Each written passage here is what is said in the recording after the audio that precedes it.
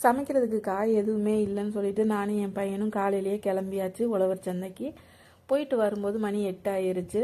வரும்போதே ஆளுக்கு ஒரு வடையை வாங்கிட்டு வந்திருந்தோம். காஃபி குடிக்காம தான் போனோம். காஃபியும் போட்டுட்டு அந்த வடையவும் பிரித்து வடையும் காஃபியும் சாப்பிட்டுக்கிட்டே காயெல்லாம் பிரித்து வைக்க ஆரம்பித்தாச்சு. எல்லா காயும் அவ்வளோ ஃப்ரெஷ்ஷாக இருந்துச்சு. அந்த கேரட்டெல்லாம் பார்க்கவே கண்ணில் ஒத்திக்கணும் போல் இருந்தது. நேந்திரம் பழம் வாங்கிட்டு வந்திருந்தேன். என் பையன் பழ பஜ்ஜி கேட்டுக்கிட்டே இருந்தான். கத்திரிக்காயெல்லாம் பிஞ்சாக இருந்துச்சு பார்த்துக்கோங்க. எல்லா காயுமே அவ்வளோ ஃப்ரெஷ்ஷாக இருந்துச்சு. சரி இன்றைக்கி என்ன சமைக்கலாம், இவ்வளோ காய் இருக்கேன்னு யோசித்தேன். கடைசியில் கத்திரிக்காய் முருங்கைக்காய் போட்டு புளிக்குழம்பு வேணும்னு சொல்லிட்டான் என் பையன். சூடாக வெள்ளை சாதம் வச்சு கத்திரிக்காய் முருங்கைக்காய் போட்டு புளிக்குழம்பு, ஒரு நெல்லிக்காய் சைஸ் தான் இருந்துச்சு அந்த கத்திரிக்காயெலாம். வெண்டைக்காய் ஃப்ரை பண்ணி முருங்கைக்கீரையும் கொஞ்சம் பொரியல் பண்ணினேன். சுட சுட சாதத்தை போட்டு நானும் அந்த கொஞ்சம் குழம்ப ஊற்றி சாப்பிட்டுட்டு பார்லருக்கு கிளம்பணும். மணி கிட்டத்தட்ட 10:15 ஆயிடுச்சு. என்ன தான் சீக்கிரமாக வேலை பார்த்தாலும் எப்படியும் 10:15 10:30